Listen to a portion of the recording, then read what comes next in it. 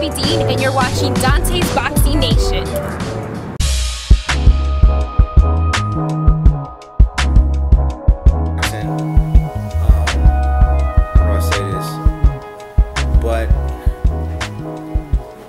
As I'm getting older, as you know, take a look at my kids and my family, and I say, you know what, man, I know I can get better. I know I can be better. I know this is just it, you know, and I don't know if it was a calling from God or whatever you want to call it. I don't know, but I've never done an interview with Mr. Teddy Atlas. Never, not once done a phone interview. Never done an interview, radio interview with him. And it so happened that after Jesse Vargas fight, that's what happened, interview with Teddy, and he just was like, hey champ, how you doing? You know, we talked, and after that he was like, hey, you know why you got hit with that right hand? I was like, yeah. I was like, nah, you know, I stepped back, I dropped my hand, I got a little careless, you know, I was a little fatigued. He stepped in, he let loose the right hand. I said, wait, no. And then he was like, yeah, okay, I understand that, but he said, mechanically, what did you do? And I was like, I don't know. He's like, what do you do when a guy drops right directly in front of you? When he drops level, what do you do? I was like, I don't know. He was like, you drop down with him. He's like, he's trying to rob you. That's what he's doing. He's dropping down low, thinking that he's gonna go to the body, and then he's coming over the top. That's what they do, Tim. I'm telling you. He's trying to rob you. And he was like, Jesse Vargas robbed you. And I was like, wait. He's like, okay. So I was like, He was like, well, go back, look at round 1, round 6, round 9, round 11, and round 12. And I was like, okay, what am I looking for? He's like, you're right directly in front of the guy and you roll your shoulders back, telegraphing the right hand. He was like, a punch don't even come at you and you rolling your shoulders back. He was like, I don't know what you kind of call that. He's like a Mayweather, fake Mayweather, whatever. I don't know what you call it. But it's mechanically, that's not what you're supposed to do in front of a guy, is sit there and telegraph a punch. And I was just like, oh, wow, really? So he was like, yeah, you did it in round 1. You did it in round 6. You did it in round 9. You did it in round 11. And then finally, you got hit in round 12. He was like, he set you up for that. And I was just like, no way. He was like, no, he did. He set you up for that. And I was amazed. I went back, reviewed. I was like, yeah, I did do that. Oh my God, I got grazed. I got missed in the first round. It was like 6th round. The 6th round was like, I did it again, but I saw it coming. And then the 9th, you know, it kind of nudged me a little bit with the overhand right. The 11th, he grazed me. Yeah, he caught me, but it was like a kind of grazing blow, glancing blow. And then the 12th, when he dropped down and I went back to throw an uppercut, dropped my hands, nailed me right on the chin. And he hurt me with that shot. And he said, Tim, he said, in boxing, we call those mortal sins. Mortal sins. He was like, you've been committing mortal sins. And I was just like, wow. So after that, like a long story short, because I don't want to hold you guys too long, make a long story short, what ended up happening was I got off the phone and I told my wife, I said, here's a man that's not even my trainer, but he was so detailed in this conversation and so ready to what he wanted to tell me and knew what he wanted to tell me and why, and he's not even my trainer. I was like, something is wrong here. Something is completely wrong here. I said, I said, babe, what I'm gonna do when I start back training for my next fight? Go back in the gym, start cutting weight, hit the bag, go back hitting the hand mitts the same way. Is there any corrections gonna be made? That's what I start thinking to myself. Are we gonna correct anything? And I go back and I'm looking at every other camp and I'm like, no. When I got hit with that shot, no corrections was made. When I got hit with no. So I said, you know what? I told my wife, I said, I want Teddy to train me. And my wife was like, what? Really? And I was like, yeah. She was like, I don't know if he's training people. I was like, I don't care, I'm gonna ask him. And that's how it all started. And that's the reason why this man right here is sitting right here. It's Teddy Atlas, and he can tell you more about everything. One thing that me and Teddy like to do, we both like to talk. So we both like to talk. So I'd rather him tell you how you know, finish the part on how we both got together and how we made that he made his decision on coming out, and but I chose him right off the bat. I was like, man, this guy, I said, he can't die with all that knowledge. And I told him, I was like, man, you can't die with all that knowledge, man. You got to pass it on. I'm worthy. I'm telling you, I'm worthy. And he's like, Tim, you got a lot to learn. You know, basically meaning that, hey, like, you can say whatever you want, but it's all about action. That's what it's about. When you go back, it's been 2 years probably since you came out of the fight feeling good about what you did, right? You know, you lose to Pacquiao in the fight, that you have the Chavez fight that, you know, was crazy, the fight with Jesse. So, like how has that affected you? Forget what you just said, all that performance stuff, I understand, but just the mental thing where it's been 2 years for a guy since you felt good about what you've done in the ring. Yeah.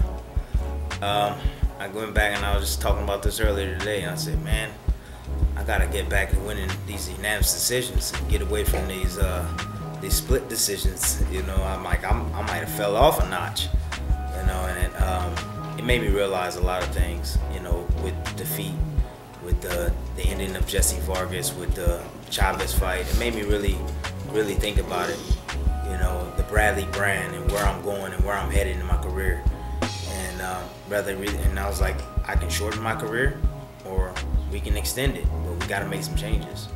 And when you look at it, like I think of you against Kendall Holt, you know, you were a guy trying to prove yourself, and you got off the canvas so many times, and people thought you were out in that fight, and you kept fighting. Do you think, like in Chavez and Jesse Vargas, they had the hunger that you once had, and you know they had the determination that maybe you became a star and didn't have quite as much as they had? No, I mean, my determination is the reason why I'm where I'm at today. That's plain and simple. There's a lot more guys out there that's more, I would say, more talented than I am, and have more tools and ability. But my determination alone is what set me apart from a lot of these guys, and one reason why I'm able to endure pain, go through whatever I need to go through to get the victory. You know, and I used to say this all the time, and Teddy hates me saying it, but I used to say it, I'm gonna say it anyway. I say, if he hits me with his best punch and I don't go anywhere, I'm gonna win the fight. And I always say, he's like, we're not thinking that way now, Tim. We're gonna avoid his best punch. We're not gonna get hit with that best punch. And if we do get hit with a good punch, we're gonna move our head afterwards, and we're gonna make sure that we're gonna get hit with that punch again. We're gonna make sure we're always in the right position at the right time, the right distance, controlling the fight the way we wanted the way it to go, not him. And he always said, hey Tim, it all boils down to you, not him. You know, the reason why you got hit with that shot with Jesse Vargas, because you allowed him to hit you with that shot. You know, you allowed him to. It wasn't him, it was you. You made that mistake in there. So we need to limit our mistakes in the fight. We need to make sure that we are technically sound. We need to make sure that we're mechanically sound, and we don't commit these mortal sins in the ring. And just that alone, by doing that, he was like, you'll be a better fighter. And it's true. I'm telling you, it is true. My dad is here. Everybody in my camp, after sparring my last sparring session, my dad, you know, he don't even know I noticed this, but he even shedded a tear. He even had a tear in his eye, because he's never seen me look the way I looked ever. And I'm not just talking, I'm telling you, man, I got the footage on tape. We even tape our sparring sessions. We assess them. We look at our mistakes. We look at what we're doing right, what we're doing wrong, what we need to work on. Everything is there. We didn't skip no corners. Weight is great. No plastic whatsoever. No plastic at all. No cell phones in the gym. What's the thing about plastic? No music. Put it on, I'll let you know. Put plastic on and go sweat for 3 hours and see how you feel. Yeah. Not too good. Yeah. You probably won't even want to write a story. Hey, Tim, I'll take the plastic. Brandon and Robert. Tim, Brandon Rios and Robert both were saying that they think you'll start out boxing, but eventually, with his pressure and your heart and your fighting will, it's going to still end up turning into a street fight. How do you prevent that? Being in total control of myself. Teddy said, Tim, don't let your body get ahead of your brain. And I said, okay. He's like, make me a promise. I said, I promise you. He's like, your promise means everything. And doing it in the gym every day, even in sparring, everything that we worked on in sparring, from the sparring to the bag, from the bag to the double end bag, to in the ring, just doing everything correctly. And whatever you do in the gym, it transpires and goes into the fight. That's how it goes. You know, however you train, if you train, you dropping your hands doing sparring, guess what? You're gonna drop your hands in the fight. You know, you train with your hands up in the right position, that's how you're gonna go into the fight. It's all memory, and it's just drilling it over and over and over and over and over and over. I mean, some days I would go home and I just want to cry. Like, I'll be like, my brain is so fried right now. Like, wow. Like, what did I do? What did I do? But I'm tough, you know, physically. I am tough mentally, believe it or not. Teddy has risen my mental game to a whole nother level now. You know, whole nother dimension as far as being mental and controlling myself. And he says that, hey Tim, it's all controlled by this, everything. It's all controlled by this. No excuses. It's all controlled by your brain, mentally. You know, how tough can you be? How tough are you really? You really are, you know? And I'm like, okay, I get it. I totally get it. So one day I tried it. I was in sparring. I had two guys, tough guys coming at me. And he was like, don't you drift. Don't you drift. No drifting. Don't go with the current. Get control of your body. Tell yourself right now you're going to control yourself in the gym. And I'm sparring. And I pull it together and I'm up. And I'm still working. And I'm still crisp and I'm still solid. And it's all there. And I'm like, wow. After the round, I was like, dude, I thought I was tired. He was like, you have to be so focused on what you're doing in the ring.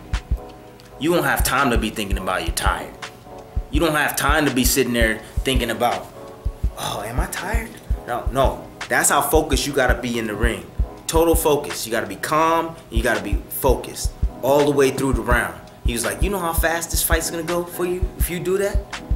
He was like, total focus, 36 minutes. He was like, it's gonna fly past like that. He said, have you ever been in a classroom where you're interested in what the teacher is saying, and it got your attention. You just full-fledged, you just listening, and then all of a sudden the bell ring, and you're like, wait, hold up, wait, no, what? The bell? Why? Like, how did it end so fast? Man, this normally 50-minute felt like 20 minutes, felt like 10 minutes, because you're so focused and so dialed in on what's going on that you don't pay attention to time. And that's how we gotta be in this fight. That's what we train for. 36 minutes of total focus, no drifting at all in this fight. Staying completely in it all the time.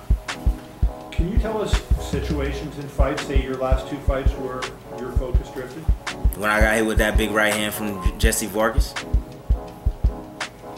No more of that.